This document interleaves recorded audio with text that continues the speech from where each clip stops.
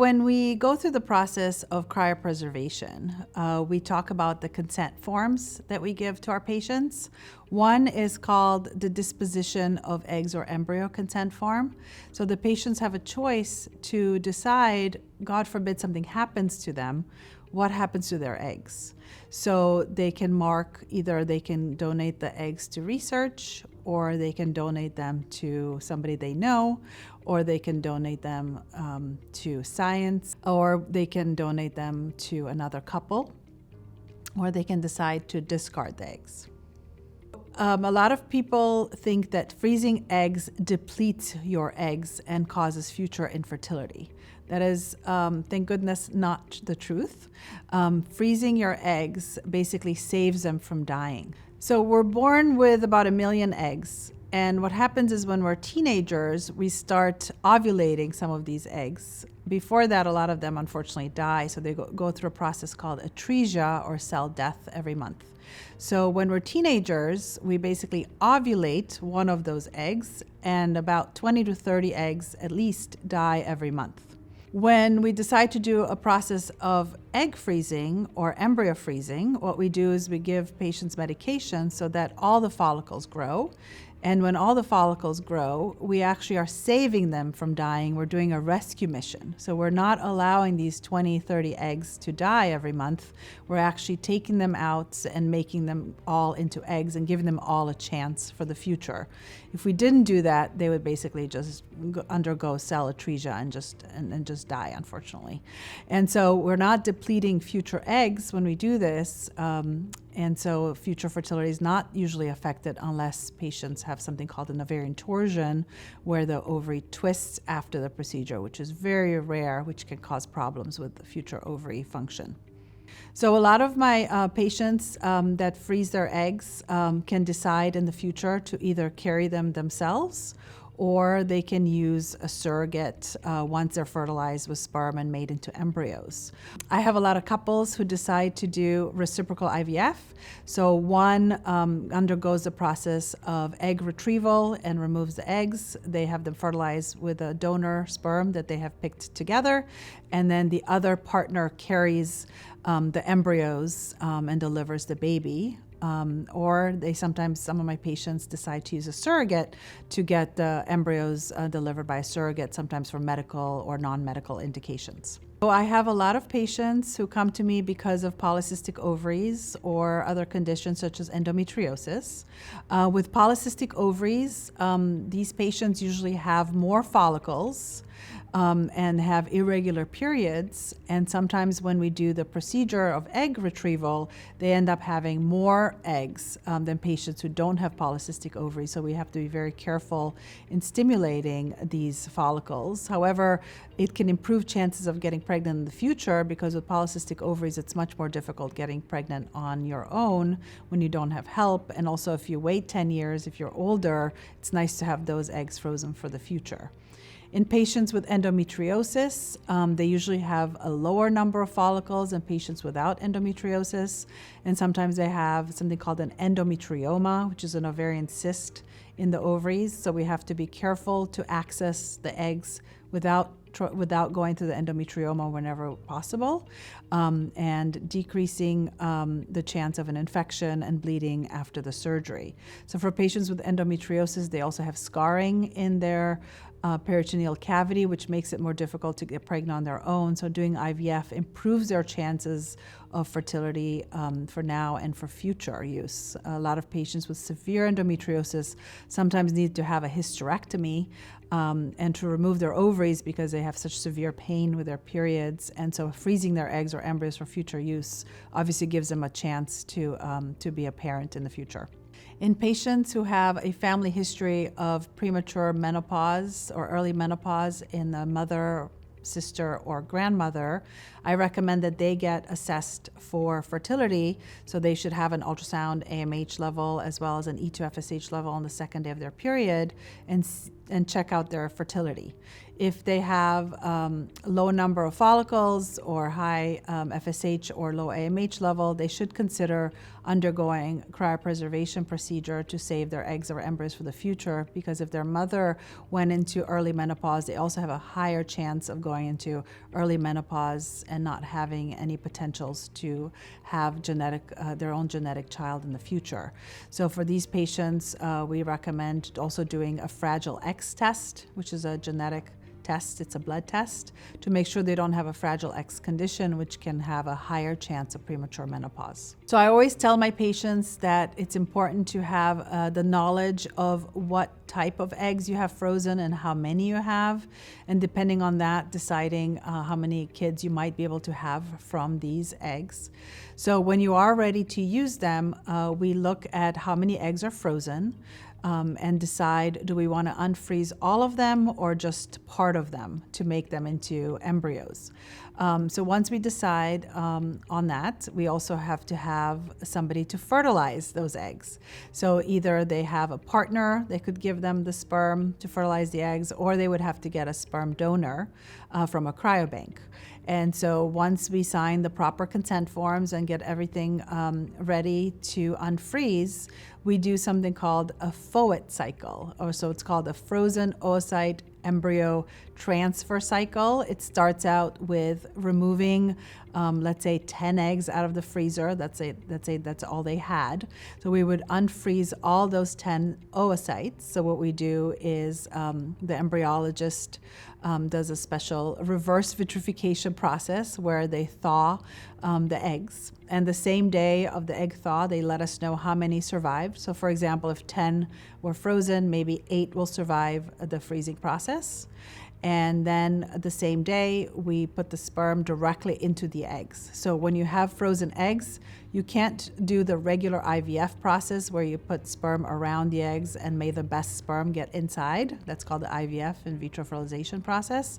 We have to do a process called intracytoplasmic sperm injection, because these eggs are very hard. Their shell is very hard, so it's not going to allow the sperm to penetrate the membrane. Once we do the ICSI process, so we take one sperm that's motile and looks normal, and we inject that directly into the egg. The next day, we check the embryos to see if they fertilized. So we look under the microscope, and we look for 2PN embryos, meaning that the embryo has fertilized. And then we give the patients updates about how many, for example, from the 8 eggs, how many fertilized. And then we culture them in a special equipment mimicking the body temperature, and then we culture them for about 5 days until they get to the blastocyst stage. At the blastocyst stage, at day 5, we can either freeze them as embryos, we can transfer them into the woman's uterus that's been prepared with estrogen and progesterone, or we can do genetic testing and do a biopsy on these embryos to see if they're genetically normal, at which point we actually refreeze them as embryos at this point. So in patients who have had their tubes removed, for example, a tubal ligation, they can only get pregnant by doing in vitro fertilization unless they do a tubal reversal, if it's possible to do that. So what they would have to go through, removing of the eggs by doing an egg retrieval, and they can get pregnant by putting embryos directly into the uterus because they don't need their fallopian tubes when we remove the eggs directly from the ovaries, make them into embryos, and then putting them directly into the uterus. So some common misconceptions about egg freezing is that they're 100% chance of having a baby in the future. Unfortunately, when you freeze your eggs, it's never a guarantee for a baby, but it is definitely better than not freezing eggs and just waiting 10 years for having a baby in the future. So one of the common misperception is that it's definitely 5 eggs will give me 2 babies in the future. That's not true. Again, we have a full discussion with the patient given the age and the number of eggs and the number of follicles and her levels and what the chances are based specifically on her age for the future. A lot of my patients that come to me for fertility cryopreservation have a history of depression or anxiety and are taking medications for depression and anxiety. There are medications that are okay to take even in pregnancy. There's been some studies with SSRI medications that are okay to continue when pregnant. So if patients are planning on getting pregnant, I have them talk to their psychiatrist to make sure that they're adequately taken care of in terms of medications, that they don't need to change their medications levels, and they need to get off of some of the medications before pregnancy. If patients are thinking about freezing their eggs and then are on medication for depression or anxiety, they can continue those medications. And sometimes if they have severe anxiety or severe depression, I always consult with their psychiatrist to make sure that if they need to have any dose adjustments before or after the procedure, because a hormonal shift can sometimes cause problems after the egg retrieval, and they may need to increase their doses for their medications. If patients have had a history of a sexually transmitted disease in the past and they were treated for it, it is okay to proceed with an egg retrieval process. However, if patients had prior gonorrhea or chlamydia, they can sometimes have adhesions, and these ovaries may be difficult to access, and sometimes there's scarring, and so sometimes it may be difficult to get to the eggs, but we usually can tell that ahead of time by looking with an ultrasound. More and more, as I've done this now for many years, I'm noticing that more insurances are now covering egg freezing and embryo freezing, which is great to see. The other thing that we tell patients is we give patients something called pharmacy discount forms. Some pharmacies do give discounts on the fertility medications to patients. There's also several companies that we work with which can help with the financing of the egg freezing process and give loans to patients who are undergoing cryopreservation procedures. There's also some insurances who cover cryopreservation for cancer purposes or transgender purposes. More and more I'm seeing that. And there's some that do it as part of their benefits. For example, Netflix and Disney companies have a benefit called the Carrot Insurance, which covers egg freezing, embryo freezing, and even surrogacy. So I always recommend that the patients that are undergoing egg freezing, the day of the egg retrieval process, that they're not alone. They need somebody to take them home and be with them that whole evening and night to just make sure there's no complications. Sometimes they need help with the fertility medication administration. Sometimes they're not comfortable doing the shots themselves, and so they sometimes need a friend that can be with them to give them the shots. In terms of mood changes, most of my patients do quite well with the medications. Very few get moody on the medication, so extra TLC and emotional support is always great if you have a friend while you're doing this. I've had patients that freeze their eggs together the same month so that they can go through the shots together, and then they do it around the same time. When a patient comes to me for consultation for egg freezing, we assess their medical, surgical history, and also what type of birth control they're on. If they have a progesterone IUD, they don't get periods, then we can decide on which day is best for them to start the egg freezing process. If they don't like birth control pills and they like to start with their period, we start the process whenever they get their period, and we make sure that all their medical tests have been done and completed beforehand.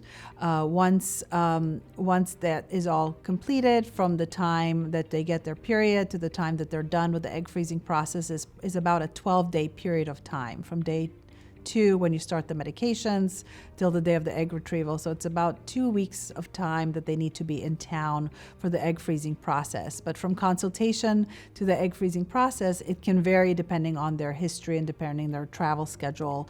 But it can be as soon as a month.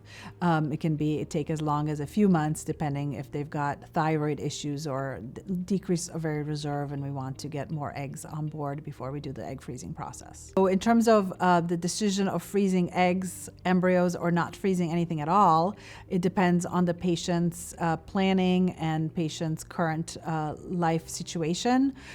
So it's a very elective procedure.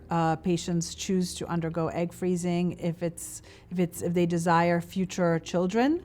And depends on how many they desire. They may want to go through this process more than once, so they have multiple eggs to pick from in the future, and whenever they can, to consider embryo freezing so that they have chances of embryos and eggs for the future, so they have more options.